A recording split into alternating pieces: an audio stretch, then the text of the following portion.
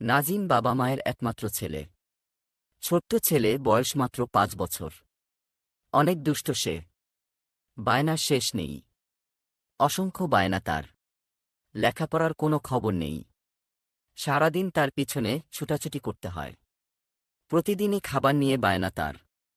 Mobile না দিলে ভাত খাবে না। মোবাইল হাতে না দিয়ে ভাত খাওয়ানো যাবে না। এভাবে অসংখ্য বায়না তার রাখতে হয়। পড়তে বসলে যত পেট ব্যথা। অনেক কষ্ট করে মা তাকে পড়তে বসায়। আজও তাই। নাজিম, ভালোভাবে পড়ো বাবা। ওতে অলি, আতে আম। মা ওতে অলি আতে আম আজকে আর পড়ব না। আজ এটুকুই থাক। আজ আর পড়তে ভালো লাগছে না। না পড়তে হবে। তারপর বলো রশিতে ইলিশ, দীর্ঘই, ইগল। পড়ো না বাবা। তুমি তো আমাকে পড়তে না করছো। আমি পড়ব কেন? আমি আর পড়ব না। আজ আমার ছুটি। আচ্ছা বেশ, তাহলে চলো আমরা লিখি। একটু লেখা হলেই পড়া শেষ। কাল স্কুলে হোমওয়ার্ক জমা দিতে হবে তো। না, হোমওয়ার্ক করতে হবে না। লিখতে আমার কষ্ট হবে। আমার হাত ব্যথা হয়। আমি এখন ঘুমাবো। তুমি যদি এইভাবে প্রতিদিন হোমওয়ার্ক না করো, হোমওয়ার্কগুলি প্রতিদিন এইভাবে বাদ দিতে থাকলে তো তুমি পরীক্ষায় ফেল করবে। পরীক্ষায় ফেল হব? আচ্ছা আম্মু, পরীক্ষায় ফেল হলে কি হয়? পরীক্ষায় ফেল হলে কি হয়? এত বড় একটা ঘোড়ার ডিম পাওয়া যায়। মা রাগ করে চলে যায়। নাজিম মনে মনে ভাবে, পরীক্ষায় ফেল হলে এত বড় ঘোড়ার ডিম পাওয়া যায়। তাহলে তো ভালো। এত বড় ঘোড়ার ডিম পাব। পরদিন নাজিম স্কুলে যায়। ক্লাসে ম্যাম হোমওয়ার্ক চাইলে দিতে পারেনি নাজিম। নাজিম, তুমি তো কোনো বিষয়েরই হোমওয়ার্ক দেওনি। এই রকম সব সময় হোমওয়ার্ক না করলে তো পরীক্ষায় ফেল করবে। হ্যাঁ ম্যাম, আম্মু বলেছে হোমওয়ার্ক না করলে পরীক্ষায় ঘোড়ার ডিম পাব। ঠিকই তো বলেছে। ঘোড়ার ডিমই তো পাবে। মা তো ঠিক কথাই বলে। মায়ের কথা শুনো না কেন? স্কুল ছুটি হয়ে গেল। নাজিম বাড়িতে ফিরে মাকে প্রশ্ন করল। আম্মু, বাবা আসেনি। বাবা কখন আসবে? নাজিম, তোমার বাবা অফিসে। অফিসের কাজ শেষ হলেই চলে আসবে। বাবাকে কেন দরকার? কিছুই বলল না। শুধু বলল বাবাকেই বলবো। নাজিমের আম্মু বলল, গোসল করে খেয়ে ঘুমালে ঘুম থেকে উঠে তার বাবাকে পাবে।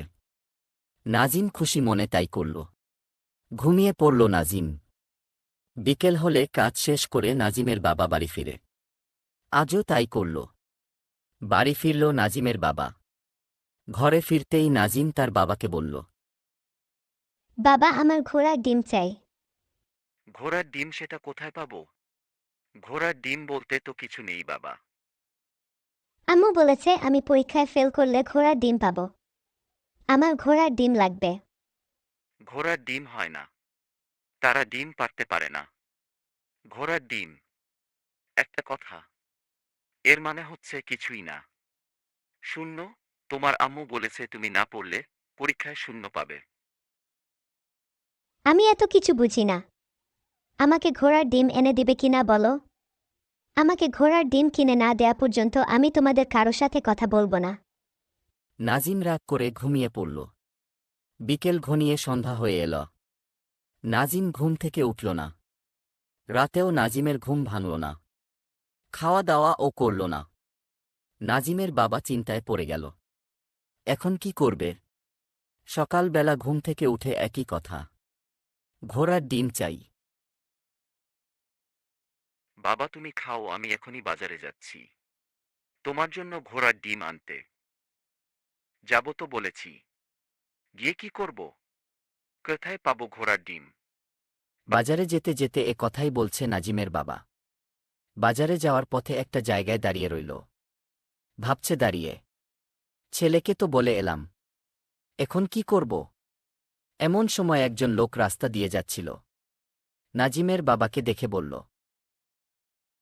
কি ব্যাপার ভাই, এখানে দাঁড়িয়ে আছেন কেন? নাজিমের বাবা সব ঘটনা খুলে বলল। সব ঘটনা শুনে লোকটি তাকে একটি পথ দেখিয়ে দিল। নাজিমের বাবা বাজারে গেল। গিয়ে বাজার থেকে এত বড় একটা ডিম কিনে আনল। এনে নাজিমকে বলল,